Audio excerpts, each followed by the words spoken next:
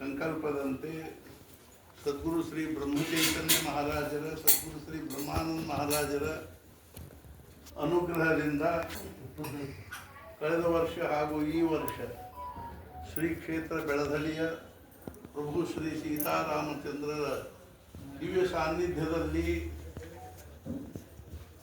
ಸದ್ಗುರು ಶ್ರೀ ಬ್ರಹ್ಮಾನಂದರಿಗೆ ಹಾಗೂ ಸದ್ಗುರು ಶ್ರೀ ಬ್ರಹ್ಮಚೈತನ್ಯ ಮಹಾರಾಜರಿಗೆ ಪ್ರಾಣಪ್ರಿಯವಾಗಿರ್ತಕ್ಕಂಥ ಯಾವ ಒಂದು ಅನ್ನ ಸಂತರ್ಪಣೆ ಅದನ್ನು ಅನ್ನದಾನದನು ನಾಮಸ್ಮರಣೆ ಉಪಾಸನೆ ಅನ್ನದಾನ ಹಾಗೂ ಗೋ ಸಂರಕ್ಷಣೆ ಇದವರು ಮುಖ್ಯವಾಗಿರ್ತಕ್ಕಂಥ 4 ಸೂತ್ರ ಆಗಿದೆ.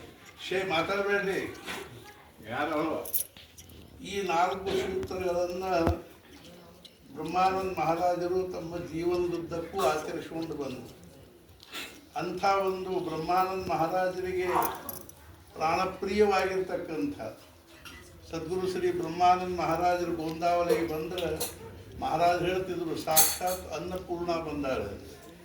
ಅಂಥ ಸದ್ಗುರು ಸಾನ್ನಿಧ್ಯದಲ್ಲಿ ಹೋದ ವರ್ಷ ನಾವು ಅವರ ಅನುಗ್ರಹದಿಂದ ನಮಗೆ ಈ ಒಂದು ಅನ್ನಪೂರ್ಣೆಯ ಸೇವೆ ಮಾಡುವಂಥ ಭಾಗ್ಯ ಪ್ರಾಪ್ತ ಆಗಿತ್ತು.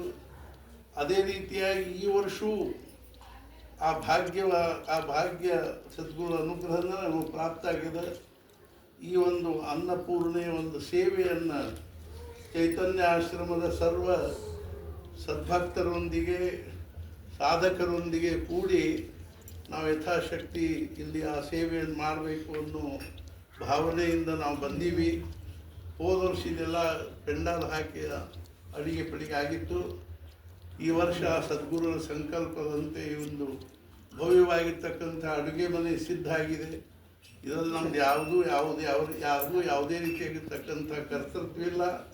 ಕೇವಲ ಅವರ ಸಂಕಲ್ಪದಿಂದ ನಿರ್ಮಾಣವಾಗಿರ್ತಕ್ಕಂಥದ್ದು. ಇಲ್ಲಿ ಈ ಮುಂದಿನ ದಶಮಿವರೆಗೆ ಅರ್ಥಾತ್ ದಶಮಿವರೆಗೆ ಇಲ್ಲಿ ಅನ್ನದಾನದ ಒಂದು ಸೇವೆಯನ್ನು ನಾವೆಲ್ಲರೂ ಕೂಡಿ ನಿರ್ವಹಿಸೋಣ. ಸದ್ಗುರುಗಳಿಗೆ ಅತ್ಯಂತ ಪ್ರಿಯವಾಗಿರ್ತಕ್ಕಂಥ ಈ ಅನ್ನದಾನದ ಸೇವೆಯಲ್ಲಿ ನಾವು ನೀವು ಎಲ್ಲರೂ ತನು ಮನ ಧನ ಎಲ್ಲ ದೃಷ್ಟಿಯಿಂದಲೂ ಸೇವೆ ಸಲ್ಲಿಸಿ ನಾವೆಲ್ಲರೂ ಆ ಸದ್ಗುರುಗಳ ಅನುಗ್ರಹಕ್ಕೆ ಪಾತ್ರರಾಗೋಣ. ಪ್ರತಿ ದಿವಸ ಇದೇ ರೀತಿಯಾಗಿ ನೈವೇದ್ಯ ಆರತಿ ಆದಮೇಲೆ ಇಲ್ಲಿ ಈ ಅನ್ನವನ್ನು ಬಡಿಸ್ಲಿಕ್ಕೆ ಪ್ರಾರಂಭ ಆಗ್ತದೆ. ಅದಕ್ಕಾಗಿ ಎಲ್ಲ ಅರ್ಥಾತ್ ಸದ್ಭಕ್ತರು ಈ ಒಂದು ಆರತಿಯಲ್ಲಿ ನೈವೇದ್ಯ ಪೂರ್ವಕವಾಗಿ ಮಹಾನೈವೇದ್ಯ ಮತ್ತು ಮಹಾಮಾಂಗಳಾರತಿಯಲ್ಲಿ ಅಲ್ಲಿ ಶ್ರೀರಾಮದೇವರ ಆರತಿ ಆದಮೇಲೆ ನೈವೇದ್ಯ ಆದಮೇಲೆ ಇಲ್ಲಿ ಅನ್ನಪೂರ್ಣ ಮತ್ತು ಬ್ರಹ್ಮಾನಂದ ಮಹಾರಾಜರ ನೈವೇದ್ಯ ಆರತಿ ಆಗ್ತದೆ. ಎಲ್ಲ ವಿಶ್ವಾಸ್ತರು ಸಾಧಕರು ಸೇವಕರು ಸದ್ಭಕ್ತರು ಇಲ್ಲಿ ಉಪಸ್ಥಿತಿದ್ದು ಇದರಲ್ಲಿ ಎಲ್ಲರೂ ಆ ಸದ್ಗುರುಗಳಿಗೆ ಪ್ರಾರ್ಥನೆ ಮಾಡೋಣ. ಆ ಪವಿತ್ರವಾಗಿರ್ತಕ್ಕಂಥ ಅನ್ನವನ್ನು ಸೇವೆ ಮಾಡೋದು ಅನುಗ್ರಹಕ್ಕೆ ಪಾತ್ರರಾಗೋಣ. ನಾಮಸ್ಮರಣೆ ಉಪಾಸನೆ ಅನ್ನದಾನ ಇವು 3 ನಮ್ಮ ಜೀವನದ ಸಾರಭೂತವಾಗಿರ್ತಕ್ಕಂಥ ಸಾಧನೆಗಳನ್ನು ಅವರ ಅನುಗ್ರಹ ನಾವೆಲ್ಲರೂ ಮಾಡಿ ಅವರ ಕೃಪೆಗೆ ಪಾತ್ರರಾಗೋಣ. ಈಗ ಪ್ರಾರಂಭ ಆಗ್ತದೆ ಪ್ರಸಾದ. ಎಲ್ಲರೂ ಅದರಲ್ಲಿ ನಿಮ್ಮ ಭಾವನೆಗೆ ಅನುಸಾರವಾಗಿ ಬಡಿಸಬೇಕು, ಉಣ್ಣವರು ಉಣಬೇಕು. ಈ ಸೇವೆಯನ್ನು ಸಲ್ಲಿಸಿ ನಾವೆಲ್ಲರೂ ಕೃತಾರ್ಥರಾಗುವ ಅಂತ ತಿಳ್ಕೊಂಡು ಹೇಳಿ ಸದ್ಗುರುನಾಥ ಮಹಾರಾಜ್ ಕಿ ಜೈ.